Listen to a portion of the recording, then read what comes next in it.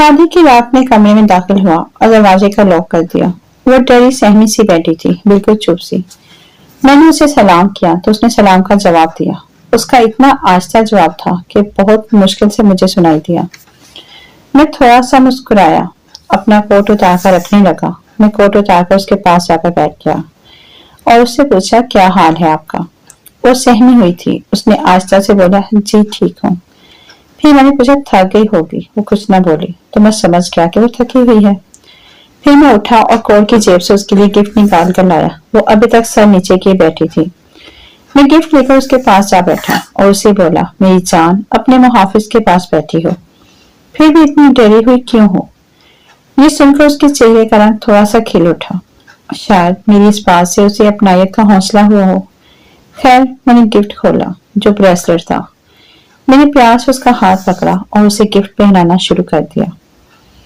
जब गिफ्ट पहना दिया तो मैंने अपने हाथ से उसकी थोड़ी सी उसका चेहरा ऊपर उठाया, जो तब से नीचे था जब से मैं कमरे में आया था। उसका चेहरा देखकर मैं प्यार से बोला, मेरे ख्वाबों की रानी, तू मेरी सोच से भी बहुत ज्यादा खूबसूरत है। वो मुस्कुराई, मगर उसकी आंखों में कुछ सवाल था। मुझे समझ नहीं आ रही थी कि आखिर ये क्या पूछना चाह रही है। खैर, मैंने उसे बोला, चले उठे, नवाफिल अदा करें और ईशा की नमाज भी। वो अपने कपड़ों की तरफ देखने लगी। मैंने बोला कि आप चेंज कर लो। उसने कपड़े चेंज किए और जब मेरी तरफ देखने लगी तो मैं हंस पड़ा, क्योंकि उसने अभी भी नेकलेस वगैरह पहने हुए थे। मैं उसके पास गया और प्यार से उसका नेकलेस उतारते हुए उसके कान में आराम से बोला, ये इन कपड़ों में सूट नहीं कर रहे। वो भी हंसने लग गई और ऐसे लग रहा था जैसे मेरी हर बात के बाद वो मुझे समझने लगी थी और खुशी इसकी बढ़ रही थी। खैर, हम दोनों ने नवाफिल अदा किए और नमाज भी अदा की और अपने मुस्तकबिल के लिए दुआ भी की। फिर मैंने जाए नमाज पर बैठे बैठे ही बोला कि चलो खाना खाते हैं।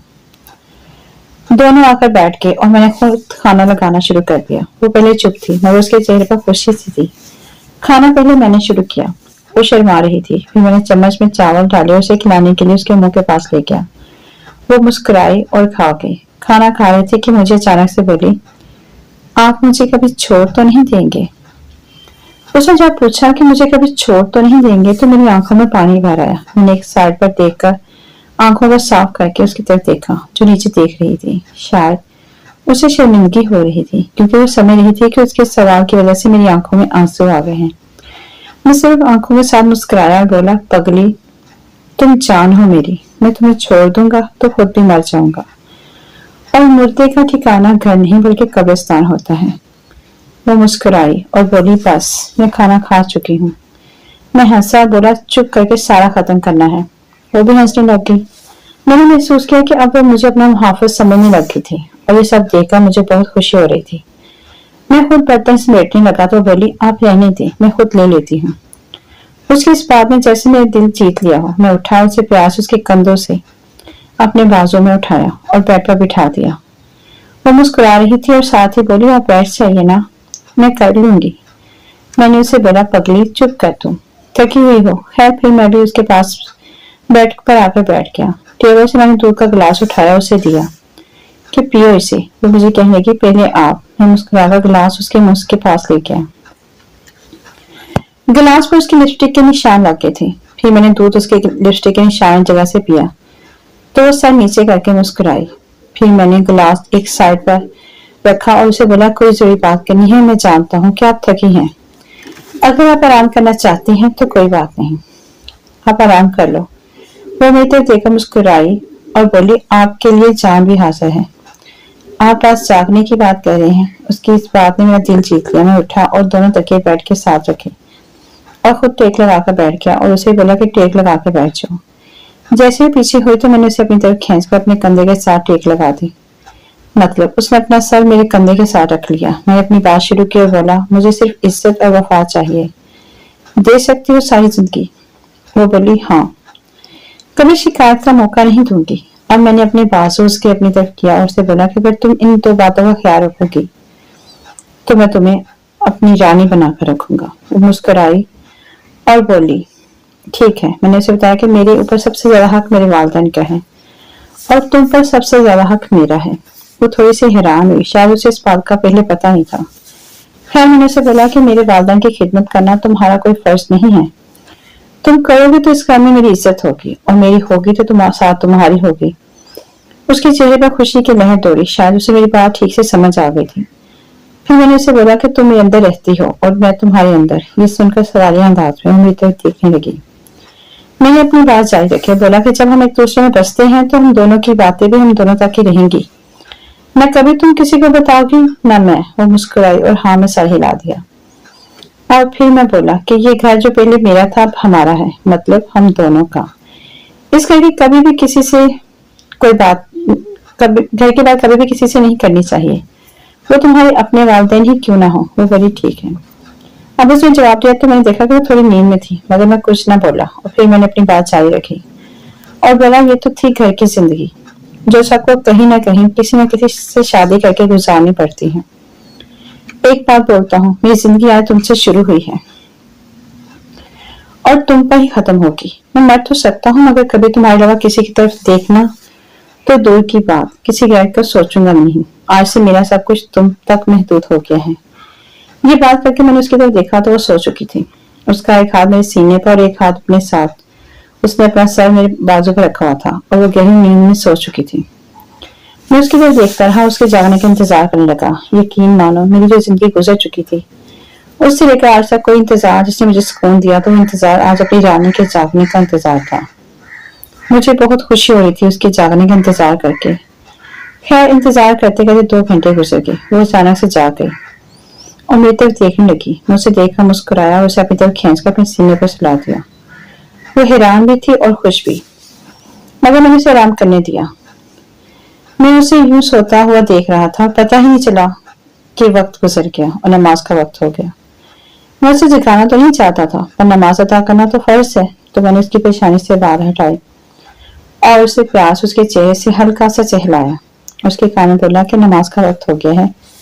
वो ऐसी लड़की उठी जैसे उसका कुछ चोरी हो गया था। असल में वो परेशान हो गई थी कि आज के बाद उसने मुझे टाइम नहीं दिया और सोती रही। वो नीचे देखने लगी। मैंने उसका चेहरा ऊपर उठाया तो उसकी आंखें भरी हुई थी। मैंने उसके आंसू साफ किए और बोला, अब मैं तुम्हारा हूँ और मेरा हर दिन, हर रात, हर पल तुम्हारे लिए है।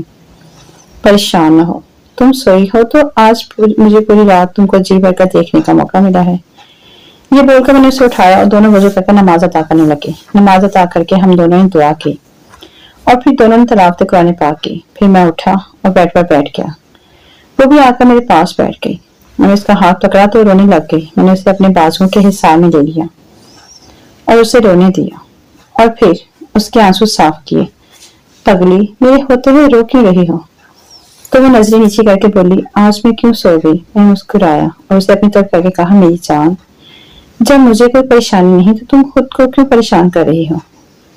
वो रोना चुप हो गई। अभी तक वो मुसलसल नीचे देख रही थी। मैंने उसे कहा, तुम मेरी बीवी हो, मेरी इज्जत हो, ना कि कोई गुलाम। तुम नीचे क्यों देख रही हो? पागल हो?